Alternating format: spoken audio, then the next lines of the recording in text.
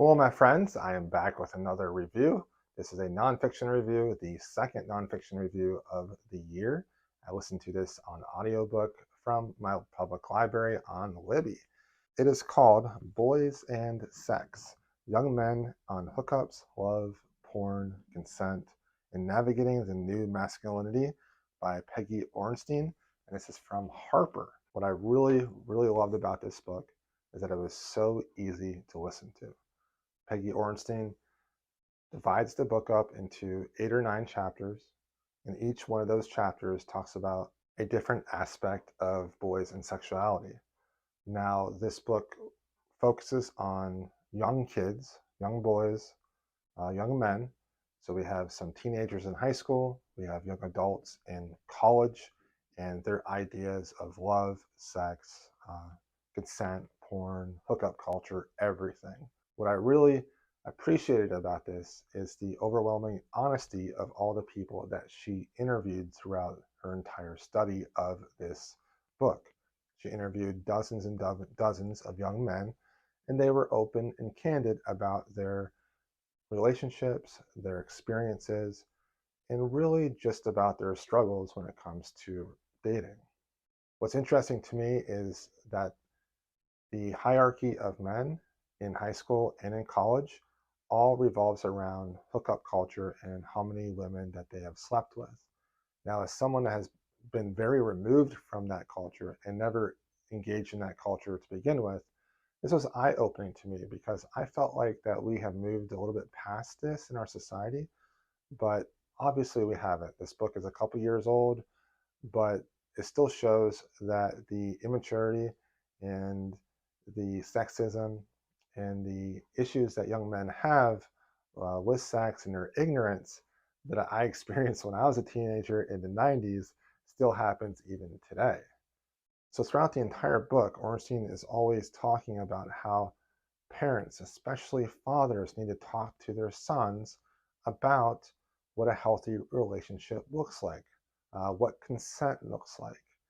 And it's just eye-opening to see that when she interviewed all these kids, they talked about learning about sex through pornography or through their friends, never from a trusted adult. They always had a lot of questions, but they always felt like they, just had to get laid. They had to meet people. They had to hook up because that was what they thought being a man was all about. Unfortunately, there wasn't that male figure in their life to really talk to them about respecting women and what it means to have a consensual, respectful, and loving relationship with somebody. And each one of these boys always talked about how they wanted to have a relationship where they connected with the girl.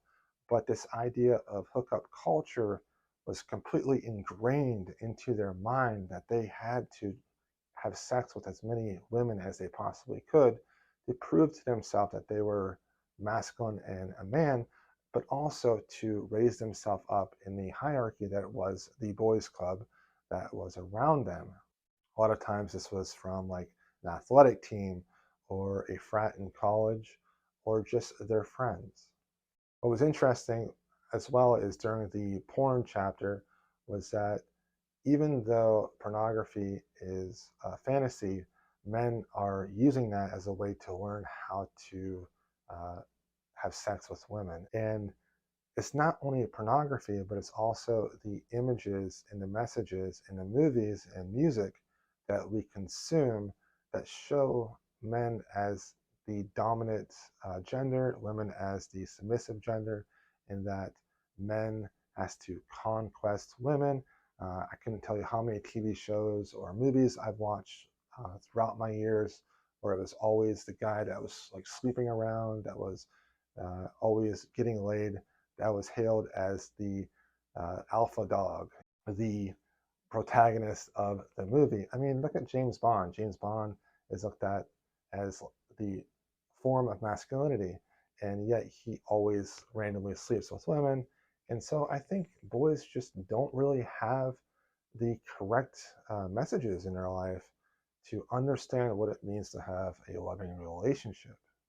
So Orenstein also in this book talks about consent, and consent is so important.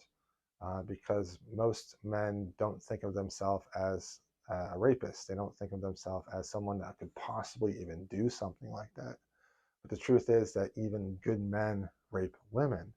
And, consent is sexy. It can be done in a sexy way. And men just need to really communicate. And that's the main message throughout this entire book is communication. Communicating with boys, communicating uh, with young men, telling them about these things, having open conversations, talking about your own experiences with relationships and sex when you were younger, and trying to impart some wisdom. And then for the boys to communicate with the women that they're trying to be with, trying to communicate what feels good for the woman and not necessarily just for the men to get one more mark on their list of women that they've slept with. What also was nice about this book was that we had some viewpoints from transgender and also some gay boys as well. And for me, I didn't really know a whole lot about the experiences of gay men, especially young boys, especially boys in high school that are gay or freshman, sophomore in college. I didn't really know anything about that.